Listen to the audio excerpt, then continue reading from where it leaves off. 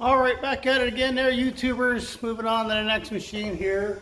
This is a 2009 Honda TRX 420. I think they call it a Rancher. It's a four-wheeler. This one here's got a electrical bug. When we brought it in, it wouldn't start. It says at home it was starting like 1 out of 100 times, and it started smelling things burning, and there was smoke coming from under the seat. So we figured it was just a solenoid. I'll show you what actually happened here. Pulled up the solenoid here, have a look. Just pulled off the boots to have a look at the connections, and they look clean. The boots are in good shape.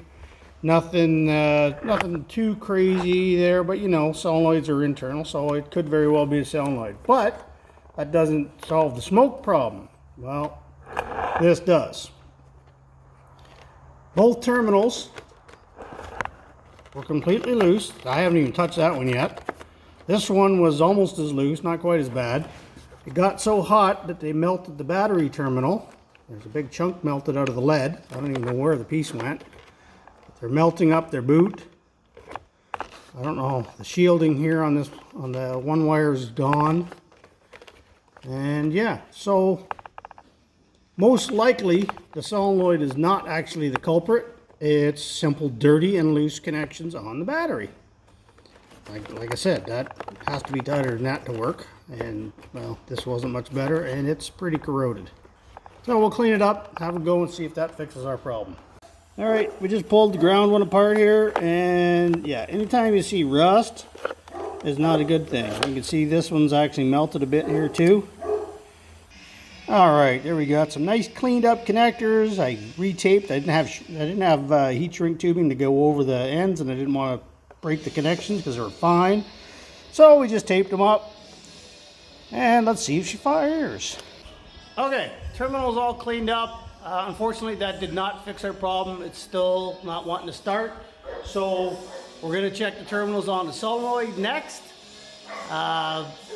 Sometimes, not as often as the battery terminals being corroded, but we're going to check them out. And it is possible that the solenoid is a problem, but we definitely had issues with the battery terminals, and always a good place to start if you're having this. Don't go buying parts and replacing things until you clean your connections.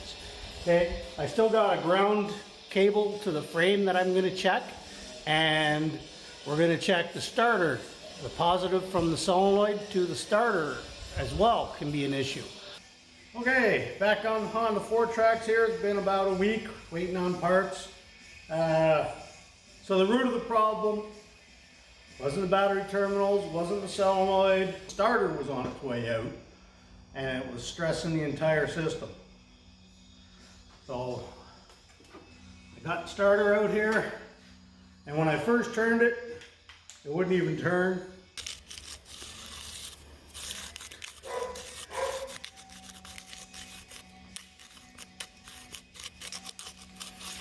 Okay, so you can hear there's quite a bit of not good going on in there.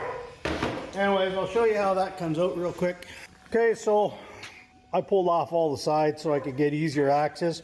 You could mess around and get at it, but the starter on this unit sits down in here under the air box. So pull out your air box, your air cleaner and everything. Just easier to get at it. It's pretty easy to come out. There's some bolts here and one here. Loosen up all this stuff. For the most part, it took longer to pull the plastics and everything off so I could get in there than it did to actually pull the starter out. Once you get in there, you got two 10mm bolts. They go into here, and the wire itself. One of those bolts has the ground right here, and that's your positive. Once you get those out, it's literally just held in with a rubber seal. So you just get in there with a screwdriver and pop it out, and there's your starter. Nothing to it. Pretty cheap part, all things considered.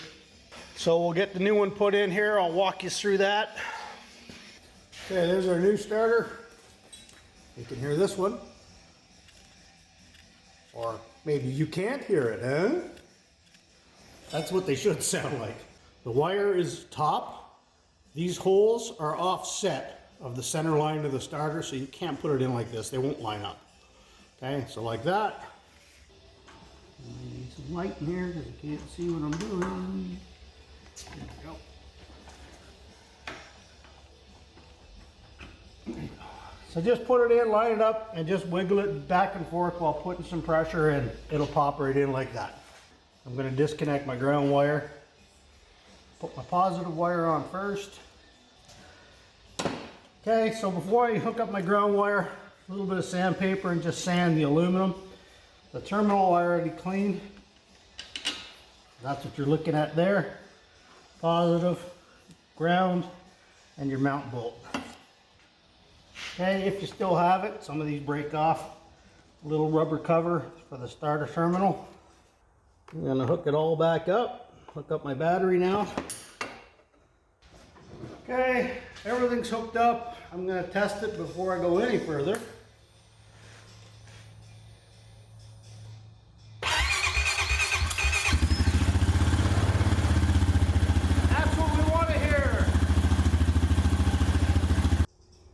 All that's left now is putting all the plastic back onto it.